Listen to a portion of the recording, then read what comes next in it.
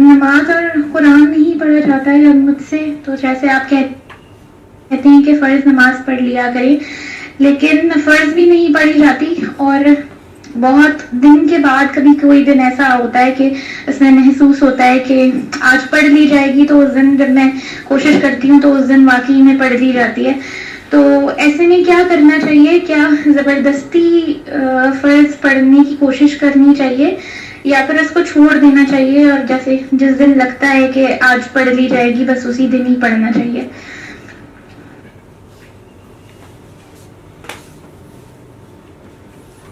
پتر جی، اس کی بھی توفیق اللہ دیتا ہے، اور اس نے جب پڑھوانی ہوتی ہے، آواز آ رہی ہے آپ کو؟ جی جی سمجھ رہا ہوں. جب اس نے پڑھوانی ہوتی ہے نا، وہ پڑھوا دے گا، توفیق بھی دے دے گا. زبردستی بھی ہمارے ذمے کوشش کرنا ہے، زبردستی اسے نہیں کہتے، کوشش کرنا آپ کے ذمے ہے. آپ یہ سب لوگوں کے لیے نہیں ہے، یہ جنرل جواب نہیں ہے، یہ مذہب کا جواب نہیں ہے، یہ پاگلوں دیوانوں کے لیے ہے جو اس طرح کے بچے ہیں. آپ کی تو حالتیں ایسی ہوتی ہیں کہ ان کئی حالتوں میں نماز آپ پہ فرض ہی نہیں ہوتی، ہوش والوں پہ ہوتی ہے. لیکن بہرحال وہ زبردستی آپ نے یہ بھی کر کے دیکھا ہوگا نا، پورا سچ بولو کہ جب آپ زبردستی پڑھتی ہیں تو آپ کی طبیعت اور خراب ہوتی ہے، یا وضو ہی ٹوٹ جاتا ہے، یا بلیڈنگ کہیں سے شروع ہو جاتی ہے، یا کچھ اور ہی چکر ہو جاتا ہے. تو زور زبردستی نہیں کرتے. اس کو ایسے سمجھ لو کہ جیسے پنجاب میں تو 1122 والوں کی ریسکیو سروسز بولا جاتا ہے 1122، یا امریکہ میں 911. یہ کہاں سے بول رہی ہیں؟ 911 ہے یا ادھر پتہ نہیں کیا نام ہے اس کا، باہر کے ملکوں میں جو ایمرجنسی ریسکیو سروسز ہوتی ہیں. یہ بندی لاہور کی ہیں، کہاں کی ہے؟ چلو جہاں کی بھی ہے.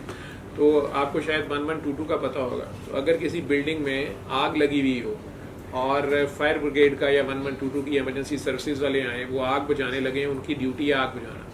اس وقت مغرب کی نماز اذان ہو جائے تو اس وقت کوئی ان میں سے کہے کہ نہیں میں، یا سارے کہیں کہ ہم پہلے مغرب کی نماز پڑھ لیں تو پھر ہم آگ بجھائیں گے. نہیں، ان کی ڈیوٹی، ان کی نماز اس وقت وہ آگ بجھانا ہے. ٹھیک ہے.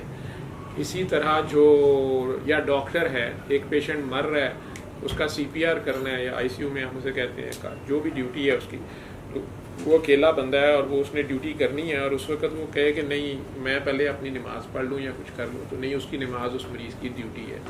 تو یہ آپ کی جو حالت ہو رہی ہوتی ہے، آپ سے کام لیا جا رہا ہوتا ہے آٹو پہ، یا آپ کی ایک حالت ایسی ہوتی ہے، اپنے گھر والوں کی، اپنے ارد گرد والوں کی، یا جو لوگ بھی آپ پہ ڈپینڈنٹ ہوتے ہیں، انہی کی کوئی نوستیں اور انہی کی کوئی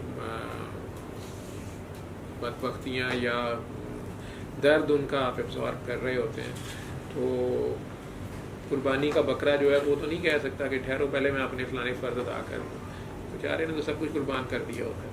ٹھیک ہے، اس کا سب اجر اللہ کے پاس ہوتا ہے. یہ حالت ایسی ہوتی ہے، اور اس وقت آپ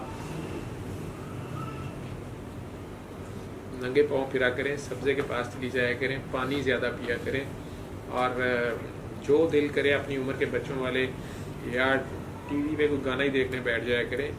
عبادت زبردستی نہیں ہوتی، جس پہ دل ہی نہیں کر رہا وہ کیسے عبادت ہوگی آپ کی. ہاں، جو شوق سے پڑھتی ہو، آپ کو پتہ ہے کہ کئی بار اچانک شوق آتا ہے شدید کسی نماز کا، کسی چیز کا، اور وہ کرتے ہو تو وہ کیا چیز ہوتی ہے. وہ جب اس نے پڑھوانی ہوتی ہے وہ بھی پڑھوا دیتا ہے.